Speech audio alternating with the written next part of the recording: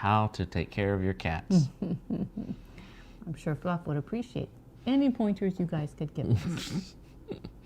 Why is our cat is all of a sudden very attention seeking? Yeah, that she is. Well, to everybody but me. You and Aspen she wants. Me, I start and she runs away. Wow, where's my coffee? It's over there. What's it doing over there? You don't need it. What? How come I don't need it? There's a cat in place of my coffee. Yeah. Cats are relaxing. Yes, well, anyway, our cat seems to want to be on the live stream today. Not that she has anything theological to share. Oh, I'm sure she could come up with something. Isn't that right, Fluff? Wow. Say love is a good thing. Oh, well. Anyway, so, yes, this is Salt, not Adopt a Cat channel. It's the weekend and Sabbath, and Aspen is back. Aspen was gone. Yes, Aspen was gone. Yep. She was gone on a trip to San Antonio. Yep. Yep. And she was, they were supposed to see the Alamo, which she thought was absolutely breathtaking and amazing and it's pretty underrated, honestly. underrated. Over-celebrated. Yes, over-celebrated. And then they went to, you went to Gardens? You went to Lyndon Johnson's Gardens or something? We went to Lyndon B. Johnson's. Lyndon B. Johnson's Gardens, No, right. it was Ranch. Ranch. Yes. Yes. And she brought home a friend. All right. Got to make a spiritual analogy to it. Aspen didn't see Blackfish. She went to SeaWorld and gave them her money. Okay. Evil SeaWorld. So now how do you feel, huh? Well, you see, this orca was named after the orca who, during the orca show that I went to, quit listening to the trainers and stood up for their rights. Yeah. And swam down to the bottom and just quit listening and putting on a show for evil America. For evil America's entertainment. Yes, I thought that was interesting during the show. She said the orchid says, like, never mind. And then just went swimming down to the bottom of the tank. I'm just going to chill out down here. Forget what my trainer wants. I thought that was funny. Its name is Kamea. Kamea. After the orca who didn't. The orca who didn't. This is the orca who didn't. And I don't know if Fluff will ever take to her, but we'll see. Look. Aww. Anyway, so we're not really talking about orcas or cats today. No, we're not. No. We're talking about the benefits of Brett having his coffee. No. Why can't I have my coffee? Because. Oh, well, there you have it, ladies and gentlemen. The deep reasoning and logical conclusions of Miranda. I thought we were talking about tornadoes today. Tornadoes are better with coffee. They're actually not. No. I'm thirsty. Oh, Aspen, get me a thing. I have water. Ha! I'll have my drink anyway. Yes, today we're talking about, not just tornadoes, but we apparently had tornadoes because Aspen's actually, they were on their way back and had to take a different route to avoid tornadoes that were, in theory, happening. Although, we were texting, he says, yeah, we're going somewhere else because of tornadoes in Keene. And I was looking out the window, and it was sunshine and bright, and I was like, there's no tornadoes here. But apparently they were further south of us. Yeah, because there were tornadoes in Texas. Yes, there were. Yeah, but not Keene. No, but they went ahead and took a back road home to avoid the clouds containing possible tornadoes. And that didn't work out so well either, did it? Because they ran into a flood. I don't know what we ran into. too. Yeah, we figured it was a flood. They had to turn around and go back another way because we did get a lot of rain. There was lots of rain, and it floods pretty easily. And boy, you think you tuned into the weather report here, didn't you? We haven't really gotten into what we're talking about. But you know what? We are making an analogy later. No, to tornadoes. Yes. But yeah, we had tornado, and then there's one in Nebraska. Well, there was more than one in Nebraska. Yeah, I mean, well, there was also several videos of one particular tornado in Nebraska, and I saw it, and I saw different things, but I didn't see the one that Aspen's going to play now. It was because you can see it from other videos. You can see a tornado coming across the train tracks or coming toward a train, and it was out in the field and everything. But this one, it was the engineer in the train. He shot video of the tornado that actually went right over, right through him, right through the train itself, and that was pretty interesting. But because it's interesting to go through a tornado, and that's what happened to him. Yeah. Yeah. Oh, were you going to show it to them, or are you showing it to them later? I'm assuming Aspen already showed it. No. So generally that's what happens. I talk about something, like, here's this video, Aspen, and then you show the video while I'm talking. Well, now I'm showing it while you're talking. I thought it was, you weren't doing a voiceover. But okay.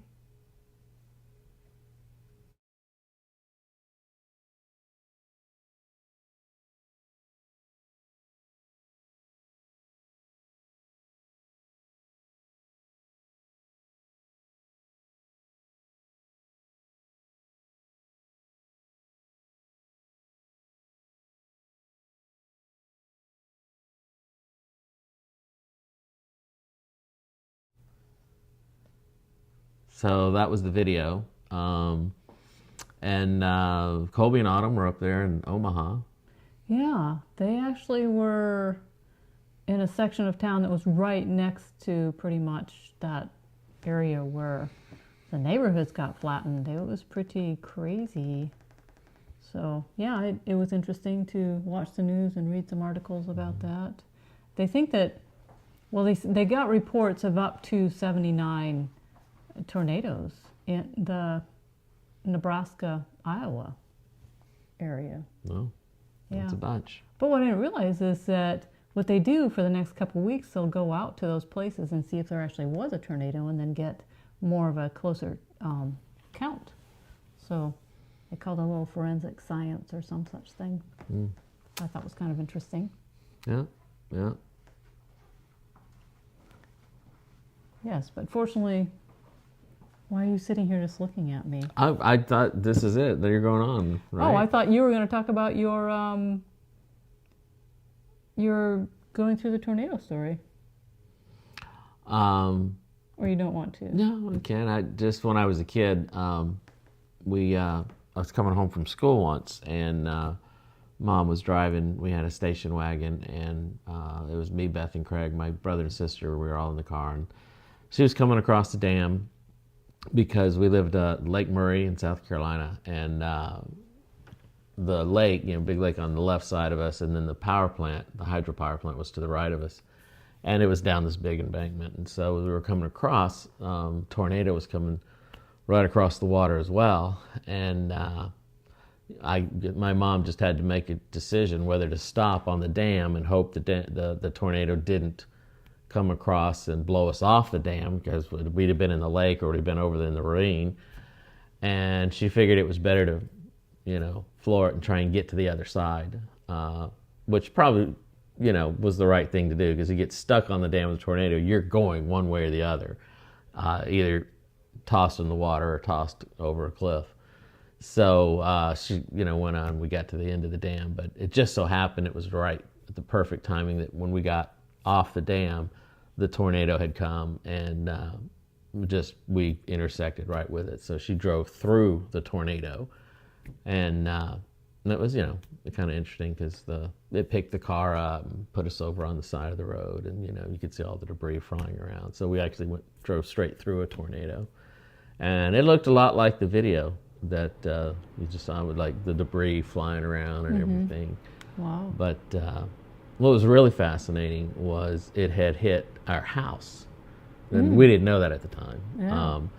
But we were we were actually living in a trailer while my dad was building the house, and it made the newspaper because what happened is it was still under construction.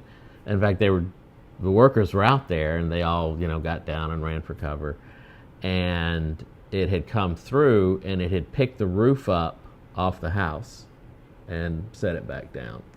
But it was one of those crazy things that it picked it up and set it down so perfectly that there was only a couple of nails that had missed their nail holes. Oh, wow. So they picked it up and went right back down into the nail holes. And some guy came out and took pictures and wrote an article about it, and like, oh, the miracle roof that didn't get destroyed. And yeah.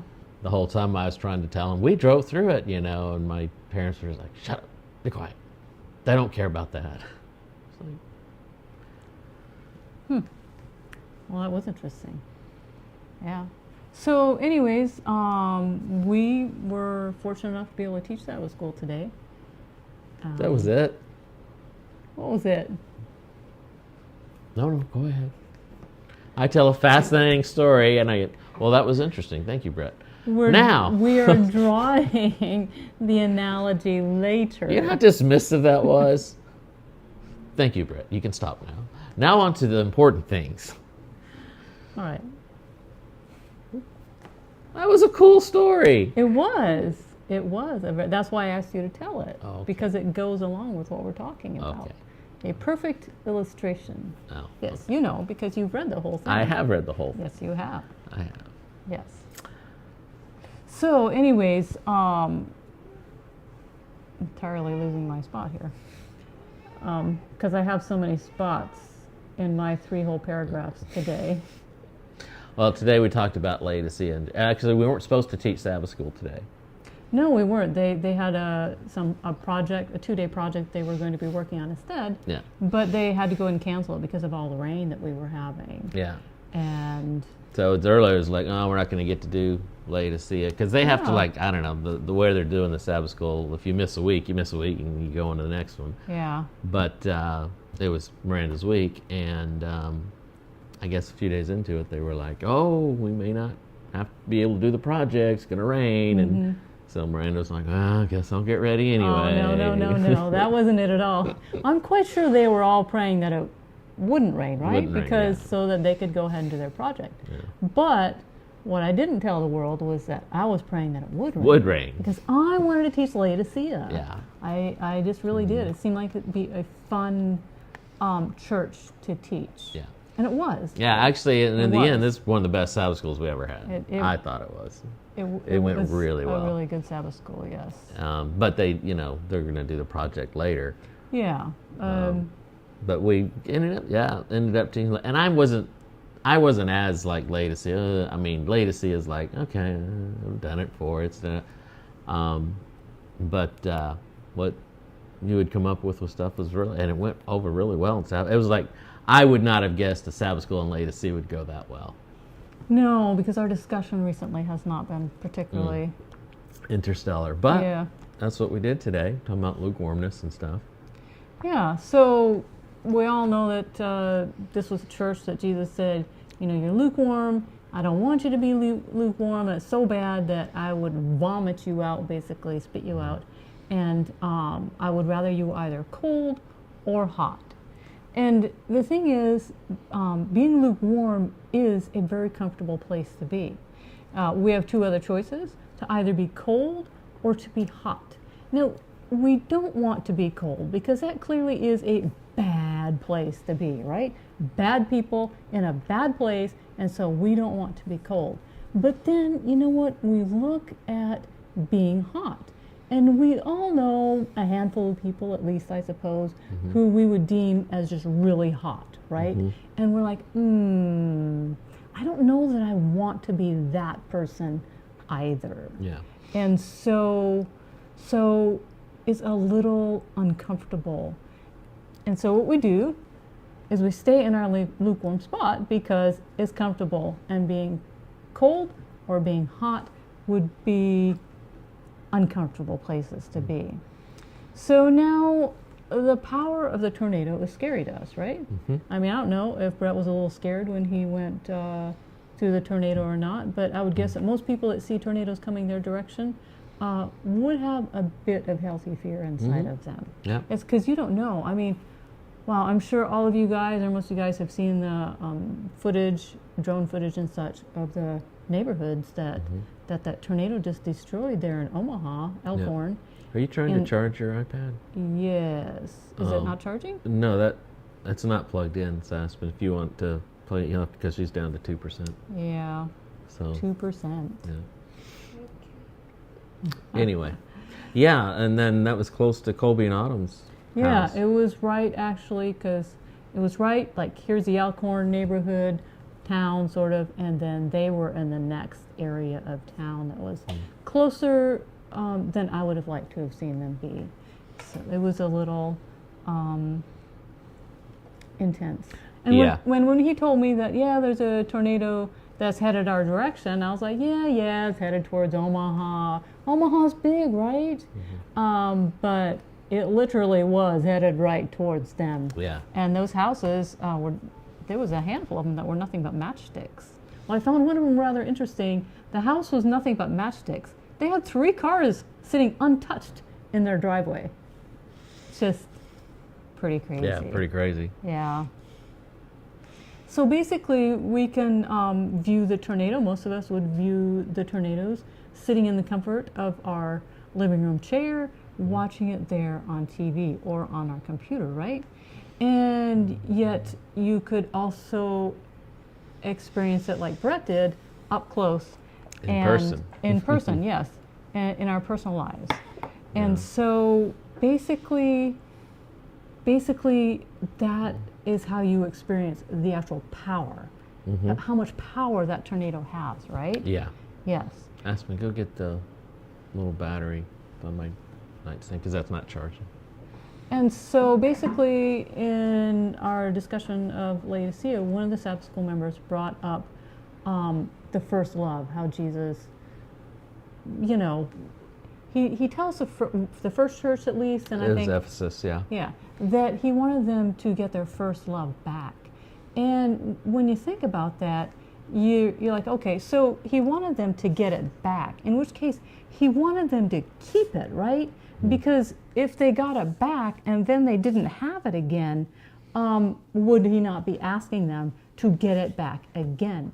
And so the thing is, like, we've all heard the analogy where our relationship with Jesus is like a marriage. And we go, you first meet someone, first get married and all this kind of stuff, and it's all so, first love, and it's all so exciting and everything. And then after a while that calms down, and we say, we're still in love, but now it's just a more deeper, broader kind of love, right? And so we make our analogy to our relationship with God in the same way. We say, I first meet him and he's all exciting and everything, and I'm all excited about him, but then, it settles down into something that's deeper and broader and meaningful in a way that, of course, the first love was not. And yet, what I want to say about that is that if that were true, then why did Jesus tell the church to go back to your first love, right? Get back to your first love.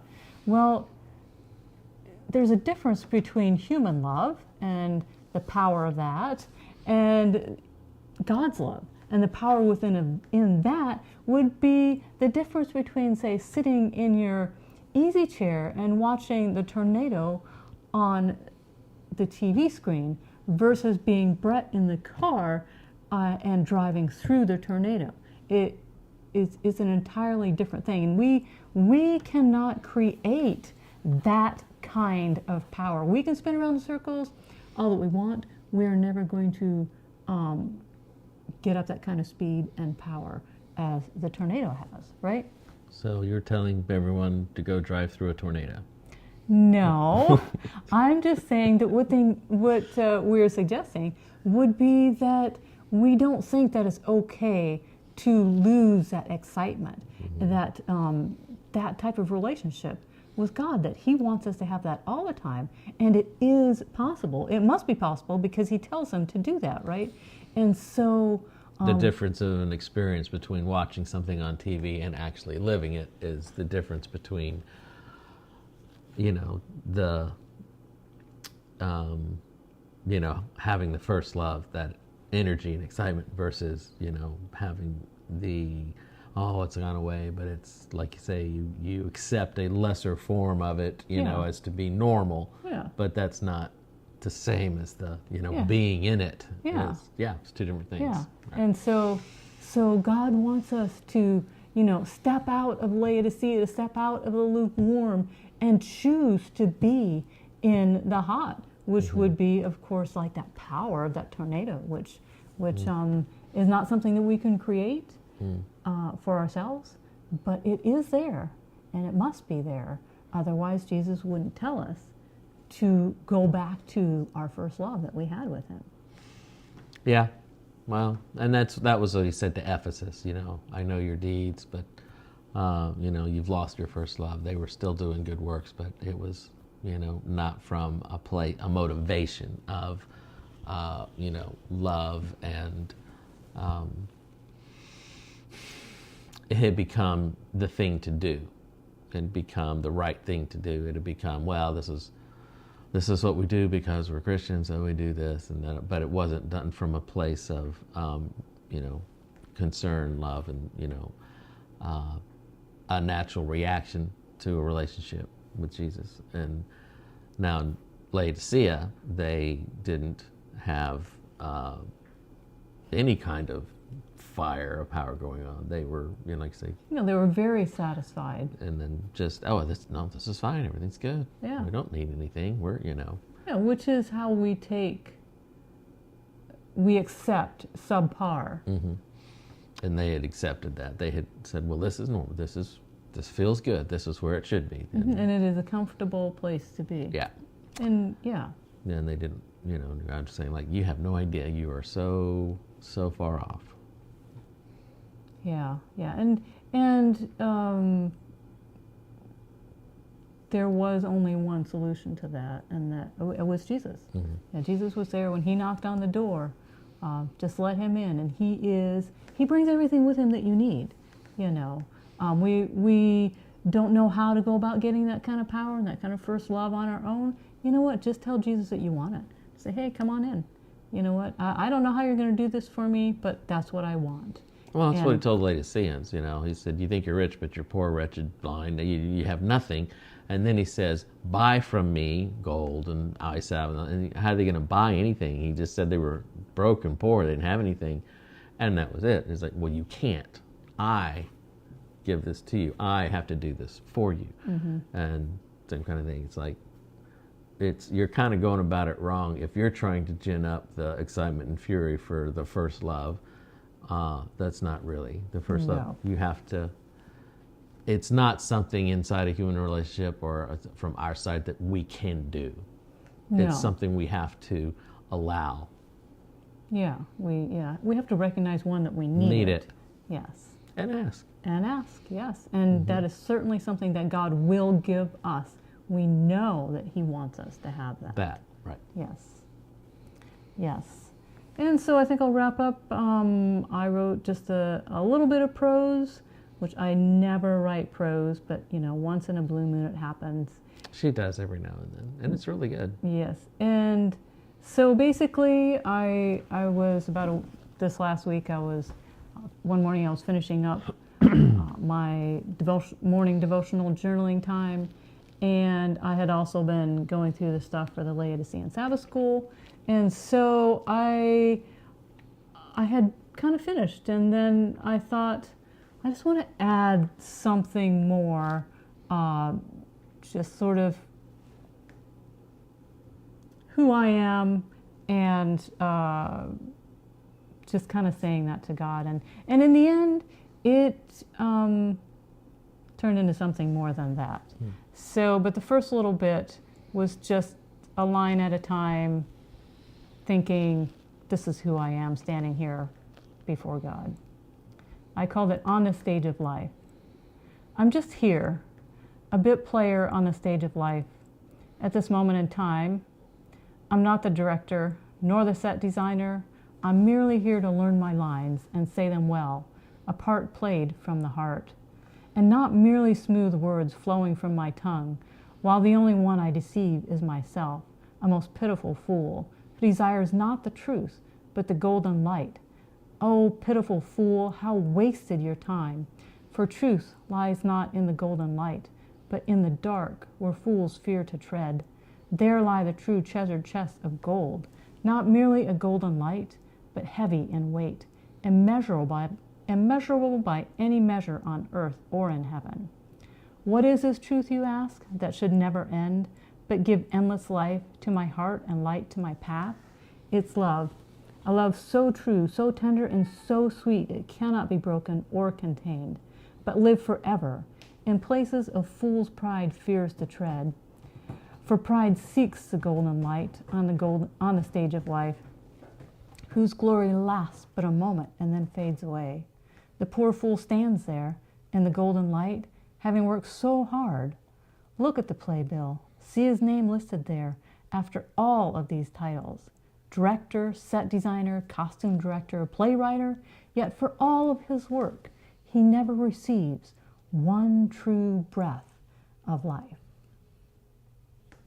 And so it applies to us, applies to the Laodiceans. Yep. And that's how we ended Sabbath school today. So, yeah, that was cool. And when did you write that? Sunday or Monday morning. This past Sunday? Yeah. Oh, okay. Because we just did a play. Yeah, I just did the play. I think that was in my head too, just kind of cycling through. And yeah, that's good. Of course, I like theater things. But, yeah, it made me think of something saying about theater is we lie to tell the truth. But, no, that's good. All right, so, 5:26. So we have to go. I have to get medicine that apparently I've taken too long to go to CVS to get, so we have to go get it before they close. But I did want to say, don't you like Miranda's shirt? I really liked her shirt today. I picked a shirt to match Brett's. I thought it was a good shirt. I don't remember seeing this for a while. Not for a long time. I forget that I like it. Yeah. It hangs in my closet and I think I don't like it. Oh, I like it. Then I'm like, I have to wear something, and so, yeah. All right, so thanks for joining us, and we'll, be here next week. So have a good rest of your Sabbath,